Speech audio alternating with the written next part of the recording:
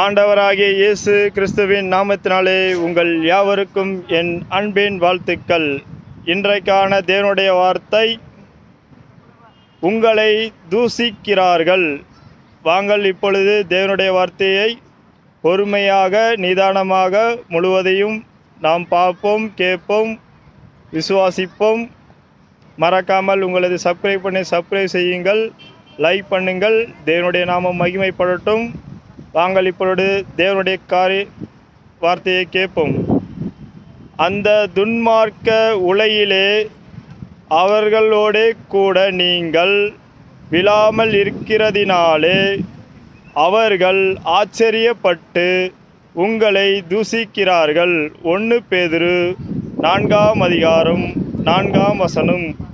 இன்றைய தேவனுடைய வார்த்தையின்படி நாம் துன்மார்க்கனுடைய காரியங்களில் நாம் நம்மளை கொண்டு செல்லாமல், அவர்களோடு பயணிக்காமல் நாம் தேவனோடு பயணிப்பதால் அவர்கள் நம்மளை தூசிக்கிறார்கள். அதனால் நம்மளை யார் தூசித்தாலும் நம்மளை தேவனுடைய வார்த்தைக்காக நம்மளை நாம் தாழ்த்தி தேவனுடைய காரியங்களுக்கு நம்மளை அர்ப்பணித்து நாம் விசுவாசத்துடன் தேவனை நம்பி விசுவாசிப்போம். தேவன் நமக்கான தேவையான அனைத்தையும் செய்வாராக. இன்றைய தேவனுடைய வார்த்தை முழுமையாக பார்த்த உங்களை யாவரையும் தேவன் ஆசீர்வதித்து பெருக செய்வார். விசுவாசிங்கள். விசுவாசம் இல்லாமல் தேவனிடத்தில் பிரியமாயிருப்பது கூடாத காரியம். மறக்காமல் உங்களது சப்ஸ்கிரைப் செய்யுங்கள். அநேக தேவ பிள்ளைகள் பார்த்து கொண்டிருக்கீங்கள்.